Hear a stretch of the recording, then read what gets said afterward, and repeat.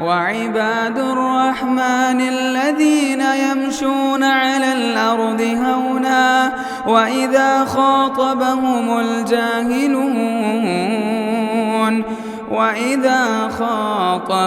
الجاهلون قالوا سلاما۔ محترم بزرگوں، ملت اسلامیہ کے نوجوانوں، پیارے بچوں، پردہ نشین ماؤں اور بہنوں، تمام قسم کی تعریفات اللہ رب العالمین کے لیے لائق اور سزاوار ہے کہ جس نے ہم سب کو نعمت اسلام سے مالا مال فرمایا، بندگی کا سلیقہ اور طریقہ سکھایا۔ بعدہ لاکھوں کروڑوں درود و سلام کا نزول ہو حضرت محمد صلی اللہ علیہ وسلم کی ذات گرامی پر کہ آپ صلی اللہ علیہ وسلم نے رب کے دیے ہوئے احکامات کو رب کے بندوں تک کما حقہ پہنچا دیا۔ حضرات، قرآن مجید کی سورۃ البقرہ کی ایک آیت میں نے آپ کے سامنے پڑھ کر سنائی۔ اس آیت میں اللہ تبارک و تعالی ارشاد فرماتا ہے، یا ایھا الذین آمنوا استعینوا بالصبر والصلاۃ، اے ایمان والو صبر اور نماز کے ذریعے مدد طلب کرو، ان اللہ مع الصابرین، بے شک اللہ رب العالمین صبر کرنے والے کے ساتھ ہے۔ ہماری زندگی میں چاہے جس درجے کی پریشانیاں ہوں، ہماری زندگی چاہے جتنے ہی مسائل کا شکار کیوں نہ ہو، اس آیت میں مجھے اور آپ کو پیغام دیا گیا ہے کہ صبر کے ساتھ نماز کا دامن کبھی ہاتھ سے چھوٹنے نہ پائے۔ ہم بے روزگار ہیں، روزگار کی تلاش ہے، اسباب اپناتے ہوئے اس مسئلے کا حل نماز میں تلاش کریں۔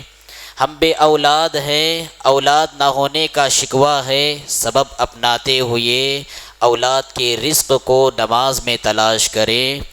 دنیا جہاں کے سارے اسباب ہمارے پاس موجود ہیں، اس کے باوجود زندگی میں سکون نہیں، اسباب اپناتے ہوئے نماز میں سکون زندگی کو تلاش کریں۔ ہم بیماریوں کے زیر سایہ زندگی گزارنے پر مجبور ہیں، شفا کرانے کے باوجود شفا حاصل نہیں ہو رہی، نماز میں رب العالمین سے شفا طلب کریں۔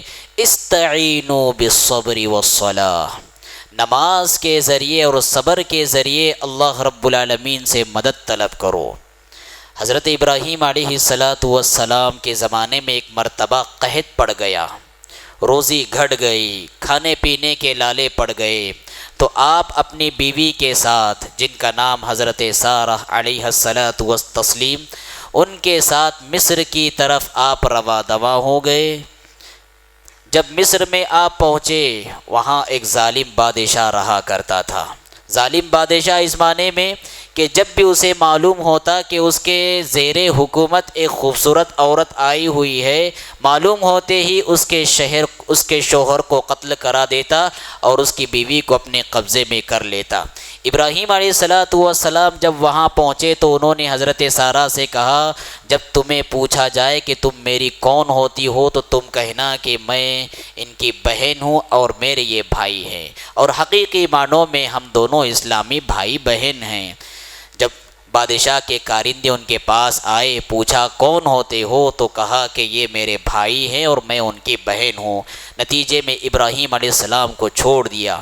ابراہیم علیہ السلام کی دانش مندی تھی، آپ کی فراست تھی اور آپ کی بصیرت تھی کہ آپ نے بڑی عقل مندی سے اپنی جان تو بچا لی۔ اب رہا حضرت سارہ علیہ السلام کا معاملہ، بادشاہ کے کارندے ان کو پکڑ کر لے گئے اور بادشاہ غلط نیت کے ساتھ اپنا ہاتھ ان پر ڈالنا چاہا۔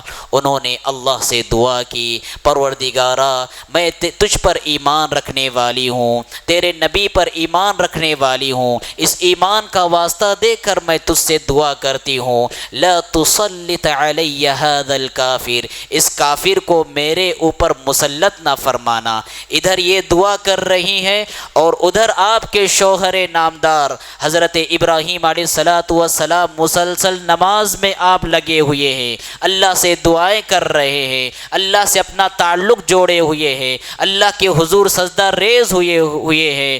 بادشاہ اپنے ہر مرحلے میں ناکام ہوتا ہے، غلط نیت کے ساتھ آگے بڑھتا ہے، اس کا ہاتھ کام کرنا چھوڑ دیتا ہے، غلط نیت کے ساتھ ہاتھ بڑھانا چاہتا ہے، اس کا ہاتھ شل ہو جاتا ہے۔ اس طرح اللہ رب العالمین نے ان کی مدد فرمائی اور اس نے اپنے کارندوں سے کہا کہ شیطان کو تم میرے پاس لائے ہو۔ اس موقع پر حضرت سارہ کی عظمت بادشاہ کے دل میں بیٹھ گئی، نہ صرف باعزت طریقے سے کہ اس نے رخصت کیا، بلکہ اس نے حضرت ہاجر کی شکل میں انعام و اکرام سے نواز کر انہیں رخصت کیا۔ پتہ کیا چلا؟ ہماری زندگی کا بہت بڑا سہارا ہے نماز، ہماری زندگی کا بہت بڑا سولوشن ہے نماز، ہماری زندگی کی بہت بڑی طاقت ہے نماز، اور ہماری زندگی کا بہت بڑا وسیلہ ہے نماز۔ ہم زندگی کے چاہے جس پرابلم میں پھنس جائیں، نماز کا سہارا لینا ہم ہرگز نہ بھولیں۔ آج بہت سارے لوگ یہ شکایت انہیں رہتی ہے کہ ہم اسباب اپنا کر تھک چکے، زندگی کے ہر میدان میں ہم ناکام ہیں، زندگی کے ہر فیلڈ میں ہم ناکام ہیں، ہم اسباب اپنا کر تھک چکے، اب اس کے بعد ہم خودکشی کرنے والے ہیں۔ اور بہت سارے لوگ زندگی سے مایوس ہو کر میدان میں ناکام ہونے کے بعد خودکشی بھی کر لیتے ہیں۔ یہ ایک مومن بندے کا طرز عمل نہیں ہوتا، اس لیے کہ مومن بندے کے پاس جب دنیاوی سارے اسباب ختم ہو جاتے ہیں، دنیا کے سارے وسائل ختم ہو جاتے ہیں، دنیا کے سارے سورسز ختم ہو جاتے ہیں، ایک عظیم وسیلہ اور ایک عظیم سہارا اس کے پاس ابھی بھی باقی رہتا ہے، اور وہ سہارا نماز کا ہوتا ہے۔ استعینوا بالصبر والصلاۃ، ایک مومن بندے کے پاس آخری سہارے کے طور پر، طاقتور سہارے کے طور پر اس کی اپنی بندگی نماز کی شکل میں اس کے پاس طاقت ہمیشہ باقی رہتی ہے۔ اس لیے حضرات، ہم سب کو یہ بات یاد رکھنا ہے کہ نماز ہماری زندگی کا بہت بڑا سولوشن۔ ہاں یقیناً نماز ہم کو پڑھنا چاہیے اجر و ثواب کی نیت سے، نماز ہم کو پڑھنا چاہیے تاکہ ہماری آخرت آباد ہو، لیکن نماز کا یہ کمال ہے جہاں نماز یہ ہماری آخرت آباد کرتی ہے، وہیں پر یہ نماز ہماری دنیا بھی آباد کرتی ہے۔ جہاں پر یہ نماز ہماری آخرت سنوارتی ہے، وہیں پر یہ نماز ہماری دنیا بھی سنوارتی ہے۔ جہاں پر یہ نماز ہماری آخرت کو نکھارتی ہے، وہیں پر یہ نماز ہماری دنیا بھی نکھارتی ہے۔ یہ سچائی ہے اور یہ حقیقت ہے، لیکن ہماری زندگی کی بھی بہت بڑی حقیقت ہے۔ ہم جب ٹینشنوں کے سائے میں آتے ہیں، ہم جب مسائل کا شکار ہوتے ہیں، بجائے اس کے کہ ہم نمازوں کا سہارا لیتے ہیں، عام حالات کے مقابلے میں پریشانیوں میں زیادہ نماز کا اہتمام ہونا چاہیے، لیکن ہماری زندگی کی ریت ہی الٹ گئی ہے۔ جب حالات نارمل ہوتے ہیں، عام حالات ہوتے ہیں، ہم نماز کا اہتمام کرتے ہیں، لیکن جب ٹینشنیں ہماری زندگی پر سوار ہوتی ہیں، سب سے مضبوط سہارا نماز کو ہم رخصت کر دیتے۔ ہمارے دنیا کا غصہ ہم دین پر اتارتے ہیں، ہماری دنیا کا غصہ ہم نمازوں پر اتارتے ہیں۔ سب سے پہلی نمازوں کو ہم چھوڑ دیتے ہیں، مسجدوں سے تعلق کو ختم کر دیتے ہیں، داڑھی پوری طرح شیو کر لیتے ہیں۔ ہم اپنے دنیاوی مسائل اور پریشانیوں کا غصہ اپنے دین پر نکالنے کا ہنر جانتے ہیں۔ آپ صلی اللہ علیہ وسلم کا یہ معمول تھا، اذا حزبہ امر صلی، اذا حزبہ امر صلی، جب زندگی کے کسی ٹینشن میں اللہ کے رسول پھنس جاتے تھے تو اللہ کے دربار میں حاضر ہو کر نماز پڑھا کرتے تھے۔ نبی ہو کر زندگی کی پریشانیوں کو نماز میں حل نماز میں تلاش کرتے ہیں۔ رسول ہو کر زندگی کے مسائل کا حل نماز میں تلاش کرتے ہیں۔ پیغمبر ہو کر زندگی کے الجھنوں کا حل نماز میں تلاش کرتے ہیں۔ بھلا ہم ایسا کیوں کرتے ہیں کہ زندگی میں پریشان ہو جائے تو نماز ہی کو ہم ختم کر دیتے ہیں، بلکہ نماز کو اپنی ترقی میں رکاوٹ سمجھتے ہیں؟ کتنے لوگ ایسے ہیں، کتنے لوگ ایسے ہیں جو اپنے کاروبار کے میدان میں، اپنی تجارت کے میدان میں نماز کو وہ رکاوٹ سمجھتے ہیں، جس کی وجہ سے 12 گھنٹے دکان پر بیٹھے رہیں گے لیکن نماز پڑھنے کے لیے نہیں آئیں گے۔ کیوں؟ اس لیے کہ ان کا ذہن بنا ہوا ہے کہ نماز کے لیے جاؤں گا کاروبار چھوٹ جائے گا، گاہک چھوٹ جائے گا، کسٹمر واپس چلا جائے گا۔ اللہ کے بندو، نماز تمہاری ترقی میں رکاوٹ نہیں بلکہ نماز تمہارے بزنس میں ترقی کا بہت بڑا ذریعہ ہے۔ اذا حزبہ امر صلی، اللہ کے رسول صلی اللہ علیہ وسلم کی زندگی کا یہ حصہ ہم سب کو سکھاتا ہے، زندگی کے کسی بھی ٹینشن میں پھنس جائیں تو نماز کا ہم سہارا لیں۔ حضرات، ہمارے مسائل چاہے مقامی ہو چاہے انٹرنیشنل ہو، چاہے ہم جن مسائل کا شکار ہوں، نماز کے ذریعے ہم اپنے تمام مسائل کا حل کر سکتے ہیں۔ دیکھیے، اب بدر کی رات تھی اور سبحان اللہ، بدر کی گھڑی کتنی آزمائشوں بھری گھڑی تھی، کتنی امتحانات بھری گھڑی تھی۔ کل جنگ بدر واقع ہونے والی ہے، اللہ کے رسول مسلمانوں کو دیکھ رہے ہیں، 313 ہے، وہ بھی جس میں نہتے ہیں، کمزور ہیں، ضعیف ہیں، بچے ہیں، سب کی تعداد کو ملا کر 313 319 کی تعداد بن گئی۔ اور دوسری طرف مشرکین کے لشکر کو دیکھتے ہیں، ہتھیاروں سے لیس ہیں، 1000 سے اوپر کی تعداد موجود ہے، ہر طرح کا ساز و سامان موجود ہے۔ اللہ کے رسول صلی اللہ علیہ وسلم کل جب میدان جنگ میں اترنا ہے، مشرکین سے مقابلہ کرنا ہے، آپ پوری رات نماز پڑھتے رہے، آپ پوری رات نماز پڑھتے رہے۔ حضرت علی بن ابی طالب رضی اللہ تعالیٰ عنہ فرماتے ہیں، ما فینا انسان الا نائم، ما فینا انسان الا نائم الا رسول اللہ صلی اللہ علیہ وسلم یصلی الی الشجرہ، ہم میں سے ہر شخص رات میں سو رہا تھا سوائے محمد عربی صلی اللہ علیہ وسلم کے، رات بھر آپ نماز پڑھتے رہے۔ جب صبح ہوئی، حضرت ابو بکر نے دیکھا کہ اللہ سے دعا مناجات کرتے کرتے، نماز پڑھتے پڑھتے آپ کی چادر مبارک نیچے گر گئی ہے، آپ کو چادر پہناتے ہیں، آپ کے پیچھے سے آپ کو لپکتے ہیں اور کہتے ہیں، کفاک منشداتک ربک، اے اللہ کے رسول، آپ کا یہ مناجات، آپ کی نمازیں، اللہ سے یہ التجائیں، اللہ سے یہ فریاد بس ہے، اس کے آگے نہیں چاہیے۔ اللہ کے رسول صلی اللہ علیہ وسلم، آپ کو جو فتح نصیب ہوئی، کل فتح کا پروانہ ملنے سے پہلے آج آپ نے رات کی تنہائی میں اپنی نمازوں کے ذریعے اللہ سے فتح مانگی تھی، اپنے دعاؤں کے ذریعے اللہ سے فتح مانگی تھی۔ معلوم ہوا زندگی کے چاہے جتنی مشکل گھڑیاں ہمارے اوپر آئیں، کیا تھے صحابہ، کیا تھا ان کے پاس؟ ساز و سامان نہیں، جنگی ہتھیار نہیں، بچے بوڑھے بظاہر دیکھنے میں بے سر و سامان تھے لیکن 1000 پر غالب ہو گئے، 1000 پر غالب ہو گئے۔ یہ نماز کا کرشمہ ہے، یہ اللہ کے رسول کی دعاؤں کا نتیجہ ہے، یہ اللہ کے رسول کی نماز کا نتیجہ ہے کہ مٹھی بھر افراد ہزاروں پر چھا گئے۔ اور یہ سچائی ہے، یہ حقیقت ہے، ہم سب اچھی طرح جانتے ہیں کہ حالت جنگ میں انسان کو سب سے بڑی چیز جس کی ضرورت ہوتی ہے وہ انسان کی طاقت ہے۔ حالت جنگ میں طاقت کی بہت زیادہ ضرورت، حالت جنگ میں بلند حوصلے کی بہت زیادہ ضرورت، حالت جنگ میں باہمت ہونے کی بہت زیادہ ضرورت۔ اور اسلام کہتا ہے اگرچہ تم حالت جنگ میں ہو لیکن اس حالت میں بھی تمہیں نماز معاف نہیں۔ چہ جائے کہ ہم میں سے بہت سارے مسلمان امن کی حالت میں ہونے کے باوجود، صحت کی نعمت سے مالا مال ہونے کے باوجود، عافیت بھری زندگی ہونے کے باوجود نمازوں سے دور ہے۔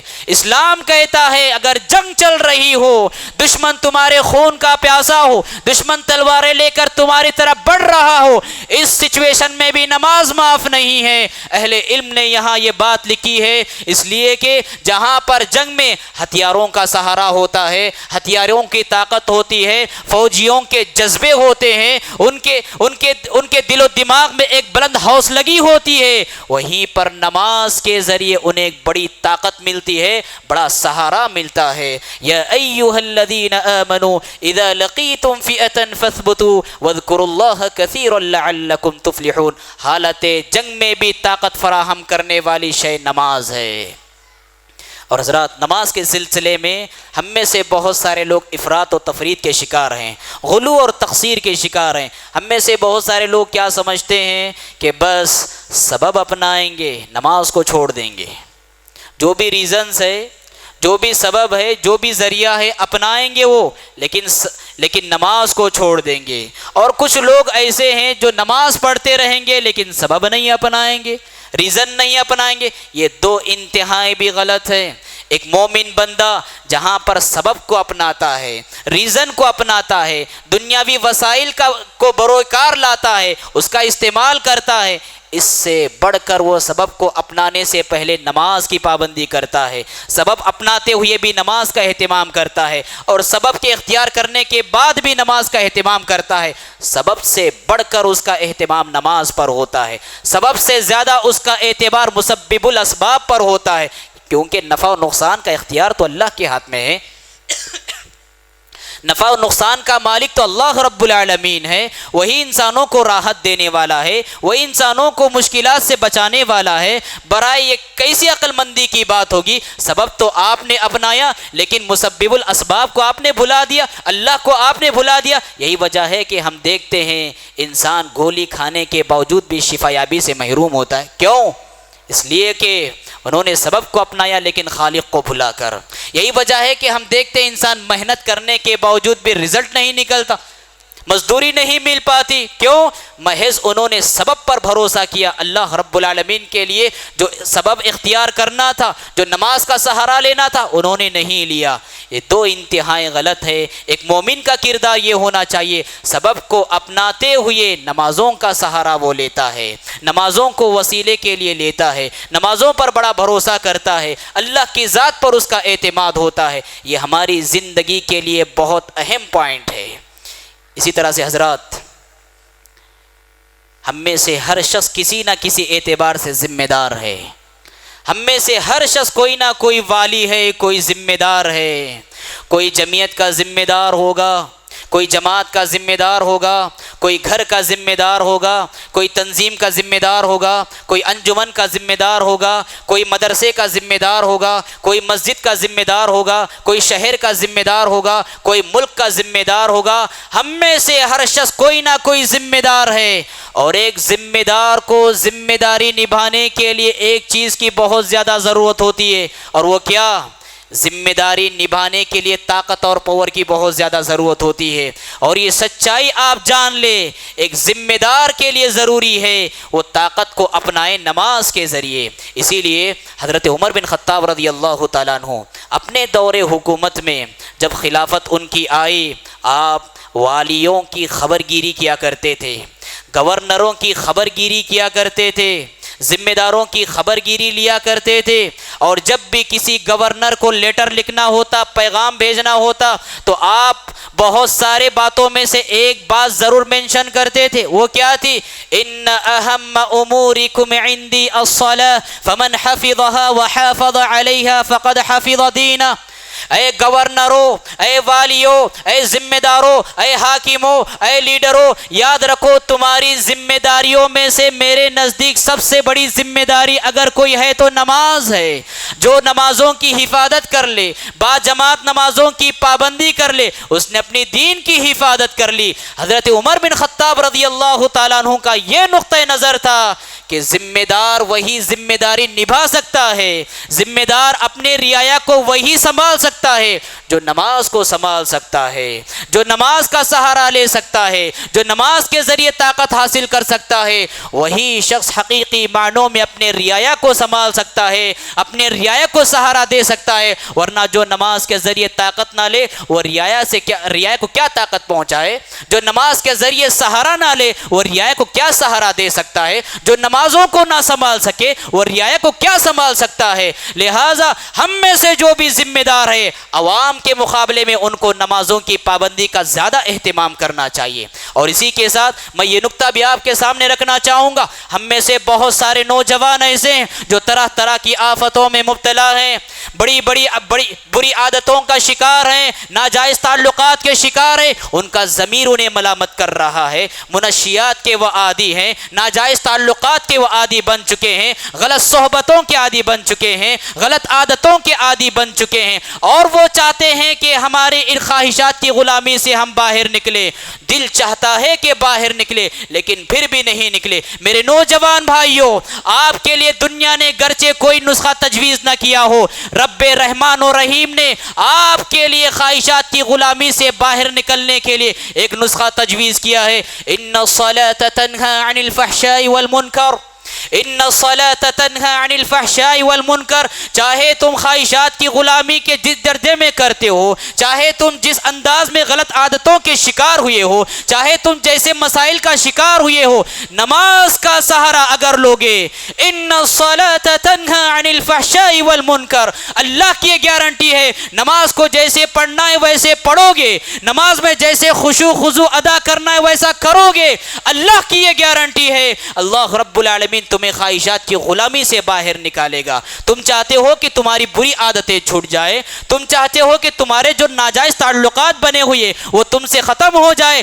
نماز کا سہارا لے لو، نماز کا سہارا لوگے، خواہشات کی غلامی سے آزادی ملے گی۔ اور یاد رکھو، شروع میں ہو سکتا ہے نماز پڑھنے کے لیے مشکلات کا سامنا ہو، دل نہ مانے، دل تیار نہ ہو، اپنے دل کو رگڑو، اپنی خواہشات کو رگڑو، اپنے نفسانی خواہشات کو کچلو اور صبر کرو، نماز پر جمے رہو، نماز پر جمے رہو گے۔ جب تمہاری عبادت مضبوط ہو جائے گی، خواہشات کمزور پڑ جائیں گی، غلط عادتیں کمزور پڑ جائیں گی، غلط صحبتیں کمزور پڑ جائیں گی۔ لیکن اگر تمہاری خواہشات کا پلڑا تم پر غالب رہے گا، یاد رکھو نمازوں سے ایسے ہی محروم کر دیے جاؤ گے۔ لہٰذا نماز کو سنبھالو، نماز تمہیں سنبھالے گی، نماز کی حفاظت کرو، نماز تمہاری حفاظت کرے گی، نماز کو زندگی بھر کا سہارا بنا لو، نماز تمہیں سہارا دے گی۔ لہٰذا میرے نوجوان بھائیوں، آپ سب کے لیے یہ بنیادی اور اہم پیغام تھا، اس پیغام کو زندگی کا عہد و پیمان سمجھ کر آپ یاد رکھیے۔ اسی طرح سے ہمارے جو ملک کے حالات ہیں، ہم سب ایک تشویشناک صورتحال سے گزر رہے ہیں کہ برسر اقتدار کون آئے گا، عادل ہوگا کہ ظالم ہوگا، جابر ہوگا کہ منصف ہوگا۔ ہر ایک ہم میں سے ایک افسوسناک تشویشناک صورتحال سے گزر رہے ہیں، اور ملکی حالات ہم سب کی نگاہ میں ہیں۔ ایسی صورتحال ہی کچھ حضرت موسیٰ علیہ السلام کے ساتھ تھی۔ فرعون کا ظلم جب انتہا درجے کو پہنچا ہوا تھا، فرعون کا ظلم جب سر چڑھ کر بول رہا تھا، یہاں تک کہ مسلمان اپنی شکل و صورت بھی باہر دکھانا بھی ان کے لیے ایسے ہو گیا تھا جیسا کہ آگ کا انگارہ اپنے ہاتھ میں تھامنے کے مانند۔ ایسی حالت میں اللہ رب العالمین نے حضرت موسیٰ علیہ السلام کو اپنی قوم کو یہ پیغام دیا، وَأَوْحَيْنَا إِلَى مُوسَى وَأَخِيهِ أَن تَبَوَّآ لِقَوْمِكُمَا بِمِصْرَ بُيُوتًا وَاجْعَلُوا بُيُوتَكُمْ قِبْلَةً وَأَقِيمُوا الصَّلَاةَ وَبَشِّرِ الْمُؤْمِنِينَ۔ ہم نے وحی کی حضرت موسیٰ کی طرف، ہم نے وحی کی حضرت ہارون کی طرف، کس بات کی؟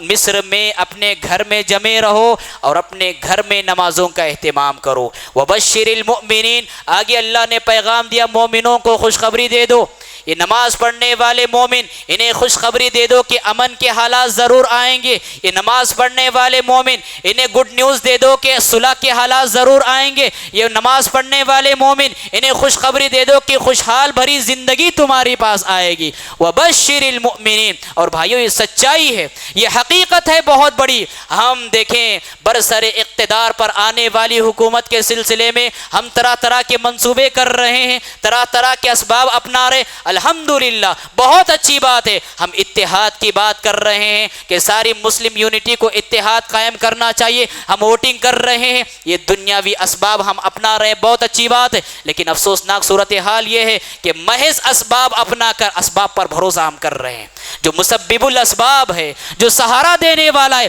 اس کو ہم فراموش کر رہے ہیں۔ کیوں؟ اس لیے کہ اللہ کے رسول صلی اللہ علیہ وسلم نے ارشاد فرمایا، من صلی الصبح فہو فی ذمۃ اللہ، من صلی الصبح فہو فی ذمۃ اللہ، جو بندہ صبح کی نماز پڑھے گا، فجر کی نماز پڑھے گا، کیوں؟ فجر کی نماز کی تخصیص اللہ کے رسول نے کیوں کی؟ اس لیے کہ فجر میں اٹھنا انسانی طبیعت پر گراں گزرتا ہے، طبیعت جلدی اٹھنے کے لیے تیار نہیں ہوتی۔ وہ مومن خالص ہی ہوگا جو فجر میں اپنی گرم رضائی چھوڑے گا، اپنے آرام دہ بستر کو قربان کرے گا، وضو بنائے گا، امام صاحب کے پیچھے ٹھہر کر لمبی قرات پر صبر کرے گا، یہ خالص مومن بندہ ہوگا۔ من صلی الصبح فہو فی ذمۃ اللہ، جو بندہ جماعت کے ساتھ نماز پڑھے گا، آپ صلی اللہ علیہ وسلم فرماتے ہیں اللہ کی ضمانت میں آ گیا وہ شخص، اللہ کے امان میں آ گیا وہ شخص، اللہ کی حفاظت میں آ گیا وہ شخص۔ اب آپ بتائیں جو بندہ اللہ کی حفاظت میں آ جائے، کیا مائی نے کوئی ایسا لال جنا ہے جو اسے تکلیف پہنچا سکے؟ کیا دنیا کی کوئی طاقت اس کا بال بھی بیکا کر سکتی ہے جس بندے کو کہ اللہ رب العالمین نے اپنی حفاظت میں لے لی؟ ہماری صورتحال آج یہی ہے، دنیاوی اسباب اپناتے ہیں ہم، لیکن جو اصل سہارا ہے، اصل سپورٹ ہے، اصل وسیلہ ہے نماز کی شکل میں، اس کو ہم فراموش کر دیتے ہیں۔ حضرات، ہمارے درمیان عام طور پر نماز کا سہارا لینے کا مطلب یہ ہے ہماری زندگی میں فرض نمازوں کی پابندی ہونا چاہیے، سنتوں کا اہتمام ہونا چاہیے، ہماری زندگی میں نوافل کا اہتمام ہونا چاہیے۔ اور ہمارے پاس آج کل ایک نماز بڑی رواج پا چکی ہے جس کو صلاۃ الحاجہ کہا جاتا ہے۔ اس نماز کا اسلام میں کوئی تصور نہیں، کسی صحیح دلیل سے صلاۃ الحاجہ کی کوئی دلیل نہیں، اس کے لیے ایک مخصوص نماز، اس کے لیے ایک مخصوص دعا، اس کا کوئی ثبوت نہیں۔ ہاں، آپ صلی اللہ علیہ وسلم کو جب بھی پریشانی آتی تھی آپ نماز پڑھتے تھے، اس کا ثبوت ہے، لیکن صلاۃ الحاجہ کے نام سے کوئی مخصوص نماز اور اس کے لیے مخصوص دعا، اس سے اللہ کے رسول صلی اللہ علیہ وسلم کی زندگی سے اور آپ کے اقوال و فرامین سے ہم کو کوئی ثبوت نہیں ملتا۔ ہاں، اس کے ساتھ ساتھ ہم استخارہ اپنائیں، 2 رکعت نماز پڑھیں اور مسنون جو استخارہ کی دعا ہے اس کا اہتمام کریں، اس پر اللہ کے اوپر بھروسہ کریں۔ یہ طرز عمل بھی ہمارا غلط ہے۔ استخارہ کے لیے ہم کسی اور کو حکم دے کہ میری طرف سے آپ استخارہ کیجئے، یہ بھی غلط۔ صاحب معاملہ استخارہ کرنا چاہیے، میرے ساتھ اگر معاملہ ہے تو مجھے استخارہ کرنا چاہیے، آپ کے ساتھ معاملہ ہے تو آپ کو استخارہ کرنا چاہیے، نہ کہ آپ کسی کو وکیل بنائیں کہ آپ میرے نام پر استخارہ کریں۔ یہ بالکل غلط بات ہے جو آج ہمارے معاشرے میں پایا جاتا ہے۔ حضرات، سچی بات یہ ہے مذہب اسلام میں اور اسلامی شریعت میں نماز کو جو مقام و مرتبہ ہے، سچائی یہ ہے کہ ہماری زندگی میں نماز کو اہمیت حاصل نہیں، جس کی وجہ سے آج اس زمین پر ہمیں کوئی اہمیت نہیں دے رہا۔ تمام باتوں کا خلاصہ یہ ہے کہ نماز ہماری گھریلو زندگی کے مسائل کا حل ہے، نماز ہمارے گھر کے باہر کی زندگی کے مسائل کا حل ہے، نماز ہماری سیاست کی زندگی کے مسائل کا حل ہے، نماز ہماری دنیاوی مسائل کی زندگی کا حل ہے، نماز ہمارے آخرت کے مسائل کا بھی حل ہے۔ لہٰذا نماز کو زندگی کی آخری سانس تک نہیں چھوڑنا چاہیے۔ میں آخر میں ایک حدیث بیان کر کے اپنی بات کو ختم کرتا ہوں۔ آپ صلی اللہ علیہ وسلم نے ارشاد فرمایا، من حافظ علیہا کانت لہ نورا وبرہانا ونجاتا یوم القیامہ ومن لم يحافظ علیہا لم یکن لہ نور ولا برہان ولا نجاة یوم القیامہ وکان یوم القیامة مع قارون وفرعون وہامان وابی بن خلف۔ مسند احمد کی صحیح درجے کی روایت ہے، اس میں آپ صلی اللہ علیہ وسلم ارشاد فرماتے ہیں کہ جو بندہ نماز کا اہتمام کرتا ہے، ایسا نہیں من چاہا نماز پڑھ لیا، من چاہا دل نہ چاہا نماز چھوڑ دیا، ایسا نہیں، نماز کا اہتمام مسلسل کرتا رہتا ہے، یہ نماز اس کے حق میں نور کا ذریعہ ہوگی۔ جب اس کی زندگی کے تاریکیوں میں، زندگی کے اندھیروں میں پھنس جائے گی، یہ نماز اس کی زندگی میں روشنی کا کام کرے گی۔ کانت لہ نورا وبرہانا، اور اس کے لیے دلیل ہوگی کہ یہ بندہ مسلم ہے، ونجاتا یوم القیامہ، اور قیامت کے دن یہ نماز اسے نار جہنم سے بچائے گی۔ اور جو نماز کا اہتمام نہیں کرتا، نماز اس کے حق میں نہ نور ہے، نہ برہان ہے، نہ قیامت کے دن نجات کا ذریعہ ہے۔ وَكَانَ يَوْمَ الْقِيَامَةِ، اور ایسا بندہ، ایسا بے نمازی کل قیامت کے دن حامان کے ساتھ ہوگا، فرعون کے ساتھ ہوگا، قارون کے ساتھ ہوگا اور ابی بن خلف کے ساتھ ہوگا۔ اس زمین کے سب سے بڑے سرغنے ہیں یہ، اس زمین کے سب سے بڑے ظالم اور جابر ہیں یہ، اور اس زمین کے سب سے بڑے نافرمان اور باغی ہیں یہ، جن کا انجام، جن کے ساتھ اللہ رب العالمین بے نمازیوں کو اٹھا کر رکھے گا۔ اور جو بندے نمازوں کا اہتمام کرتے ہیں وہ صدیقین کے ساتھ ہوں گے، شہداء کے ساتھ ہوں گے، صالحین کے ساتھ ہوں گے اور نیک لوگوں کے ساتھ ہوں گے۔ اب آپ کے ہاتھ میں ہے، آپ کا اختیار ہے، آپ چاہے تو دائیں ہاتھ والوں کے ساتھ کل قیامت کے ساتھ ہوں گے یا پھر بائیں ہاتھ والوں کے ساتھ کل قیامت کے دن ہوں گے۔ میں دعا کرتا ہوں رب العالمین سے، بار الہ ہم سب کو نمازوں کی پابندی کرنے کی سعادت نصیب فرمائیں۔ بار الہ ہماری ساری زندگیوں کا مسائل تو نے نماز سے جوڑا ہے، بار الہ ہماری نمازوں میں اثر ڈال دے، ہماری دعاؤں میں اثر ڈال دے۔ بار الہ جو ہمارے قریبی رشتہ دار اس دنیا سے چلے جا چکے ہیں ان کی بال بال مغفرت فرمائیں۔ بار الہ جو بیمار ہے انہیں شفائے عاجلہ عطا فرمائیں۔ بار الہ ہم سب کو ایمان والی زندگی عطا فرما، ہمارے نسلوں کے ایمان والی زندگی عطا فرما، ہم سب کے گناہوں کو معاف فرما۔ اقول قولی ھذا واستغفر اللہ لی ولکم ولسائر المسلمین فاستغفروہ انہ ھو الغفور الرحیم۔ مسجد عباد الرحمن کے پلیٹ فارم سے ہونے والی دعوت و تبلیغ کے مشن کو آگے بڑھانے میں ہمارا بھرپور ساتھ دیں۔ علم و عمل سے ناطہ جوڑنے کے لیے اہل علم سے جڑیں۔ مسجد عباد الرحمن کے یوٹیوب چینل کو سبسکرائب کریں اور آگے شیئر کرنا ہرگز نہ بھولیں۔ فجزاکم اللہ خیرا۔